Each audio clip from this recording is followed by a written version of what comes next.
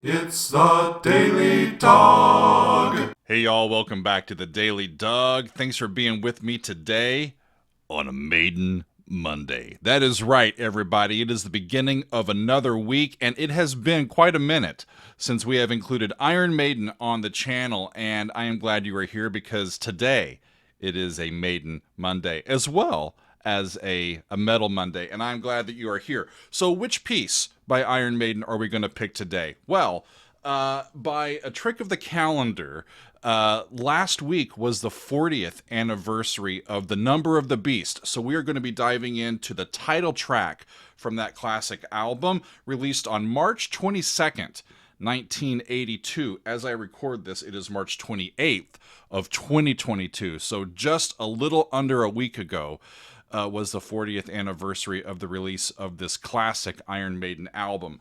And of course, this album has quite a bit of controversy because of the name of it, The Number of the Beast. It got quite a few social conservatives and Bible thumpers a little scared back in the 80s and since. And I love this line from the Wikipedia article on this particular album.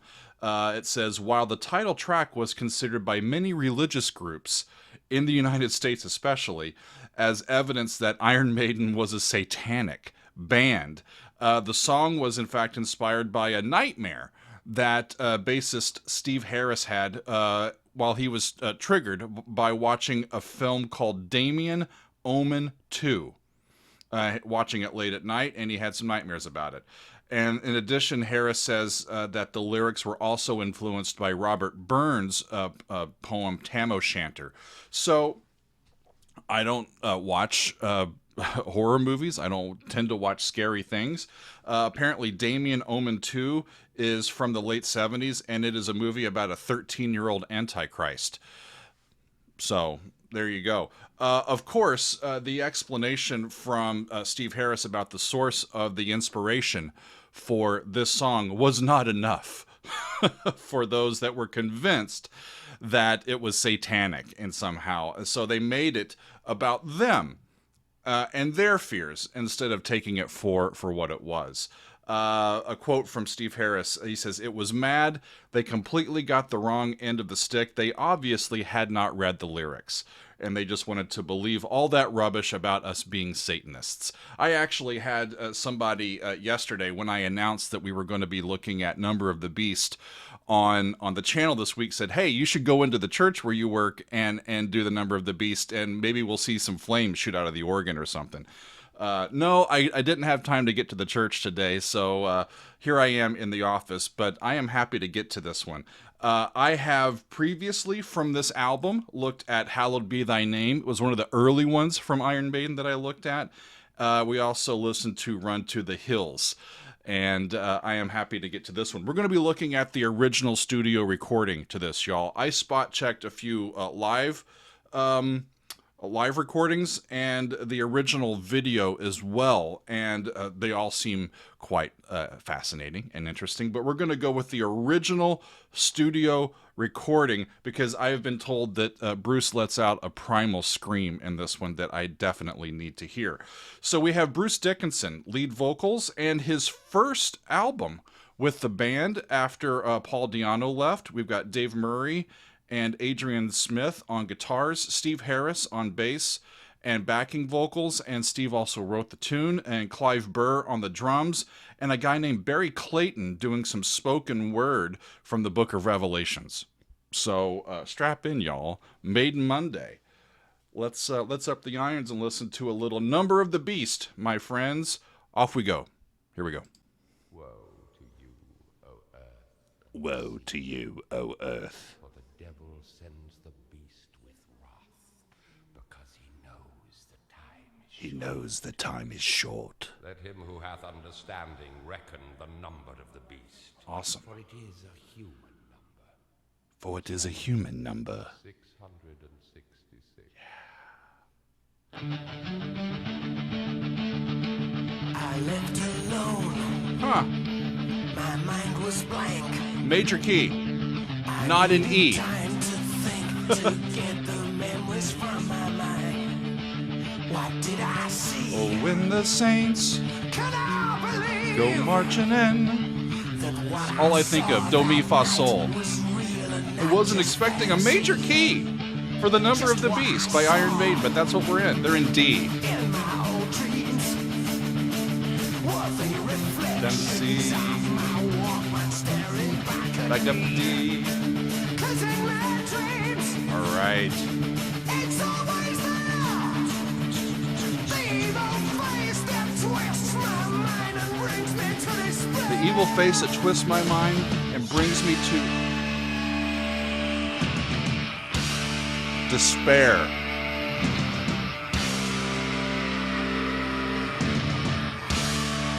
That's intense. High A from Bruce. That was the high fifth of that key, way the hell up above the treble staff.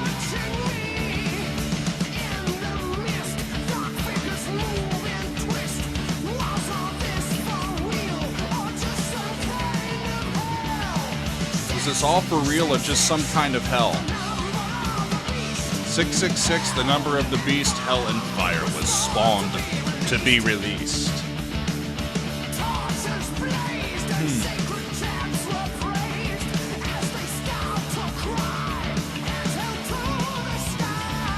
So this verse is just a riff on the D chord?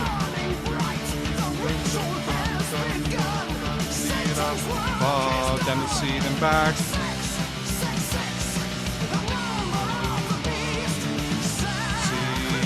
B, C, D. It's like D Mixolydian. Or it was. Where are they going?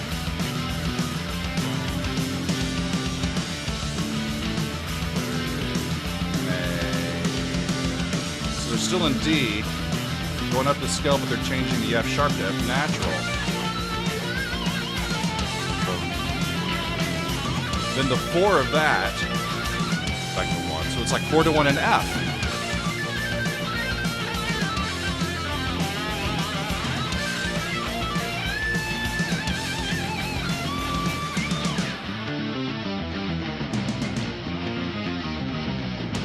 That's cool. Hang on a second. That riff was in 2 different keys. It's like they riffed it in D, then they riffed it in F, and then they're off and going again. That guitar solo was too short. I want to go back and listen a little bit more. I'm gonna go. We have to go back, my friends. Let us go to here.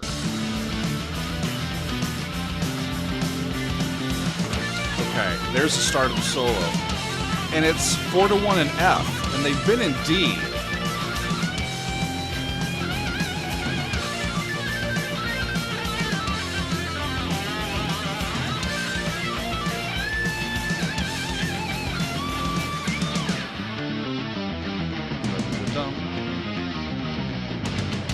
Two different keys. They landed on D, then they landed on F.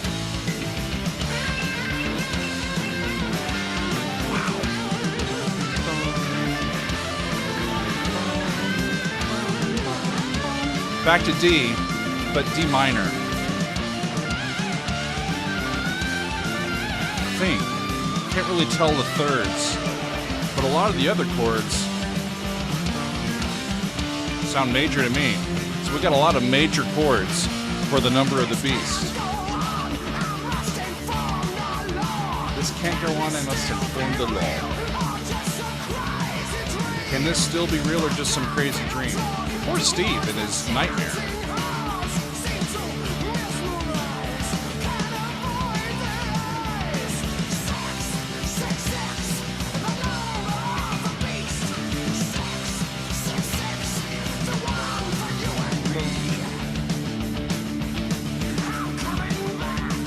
Ha! Or when the Saints go marching in again. I'm coming back, I will return, and I'll possess your body, and I'll make you burn. Sounds like the great opening of a Tinder profile.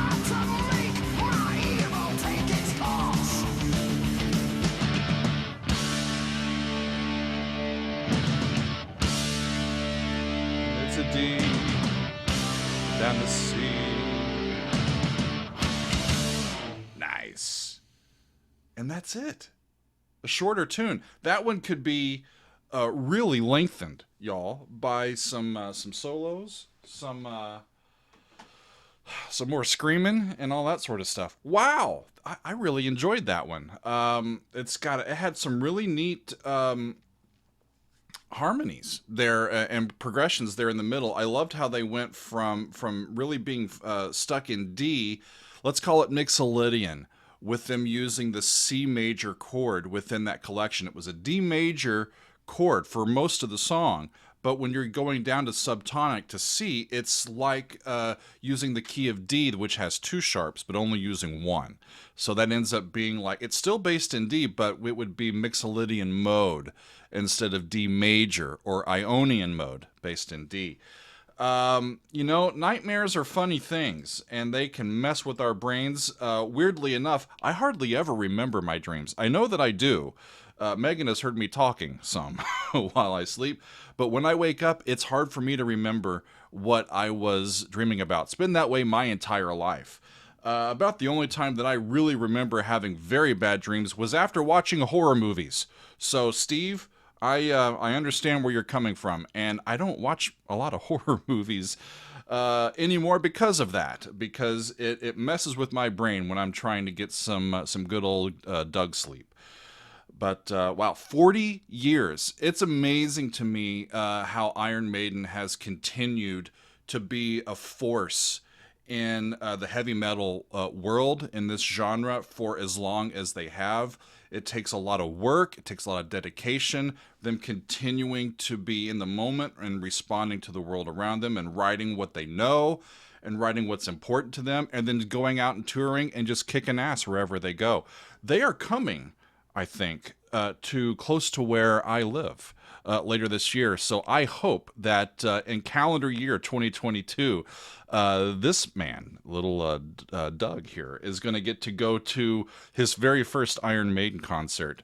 I'm not sure if that's going to happen yet, but it is a possibility, and I will definitely let you know if I get to score that later this year. What a great way to start off the week. It has been a Maiden Monday. Up the irons, everybody. The Number of the Beast, the title track from Iron Maiden's third studio album, released 40 years ago this past week. Thanks for being with me today, everybody, and we will see you next time on another edition of The Daily Doug.